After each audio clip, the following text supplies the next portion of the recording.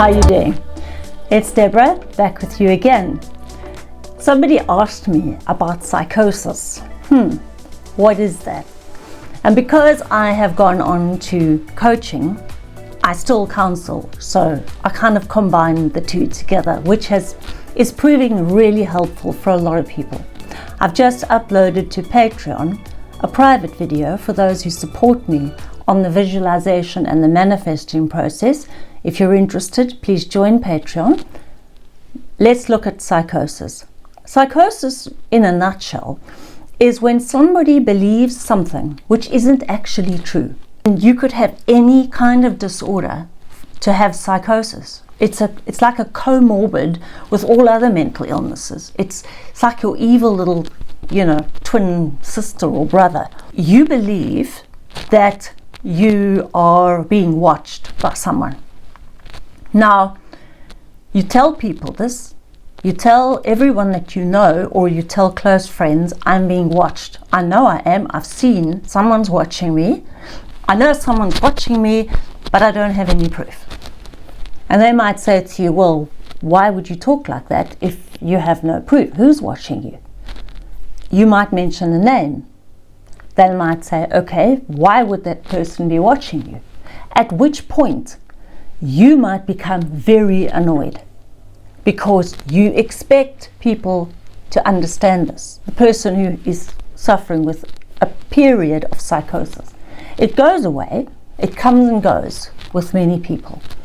It's normally not a situation which stays. And if it does stay, well, those people who live with it constantly are normally in hospital, because you can't live a modicum of normal life if you are living in a constant state of psychosis. You might think you are a famous pop star and you're convinced that everybody loves you and that you are friends with the head of Warner Brothers. You'll tell everyone this, but you'll tell them with conviction. You believe this. You're not lying. So psychosis is just believing in something that isn't true. And it's a very sad mental illness on top of what you might already have, because it puts such a skew into your whole relationship to who you're with, to your work or home environment, to whatever you're doing, because you believe in what your mind is telling you, which isn't true. A good example is you might think someone phoned you and called you names. Let's say someone did phone you to talk to you about something arbitrary.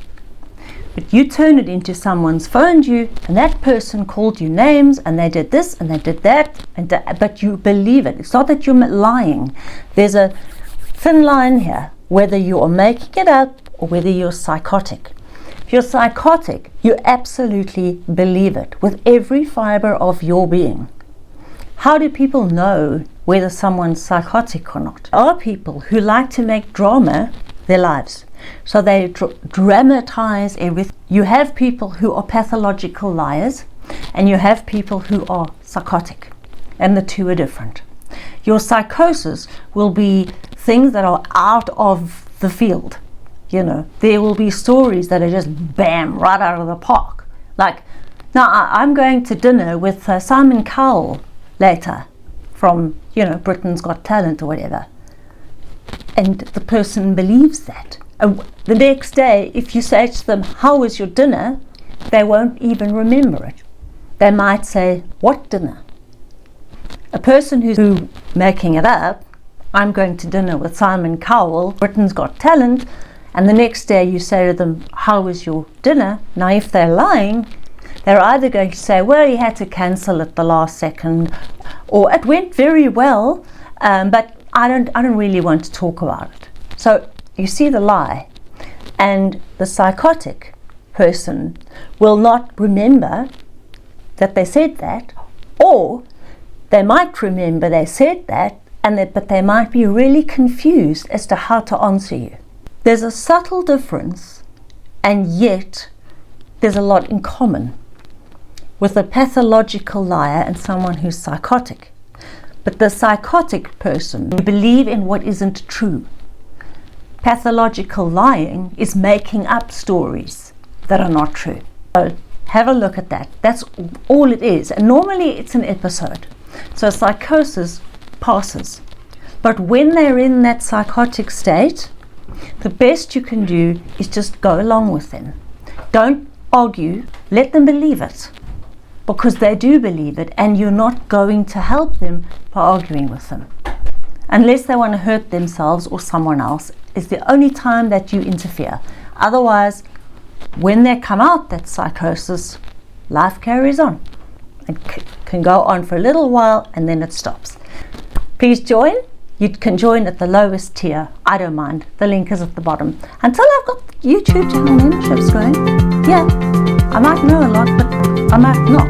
Okay. Thanks for joining me.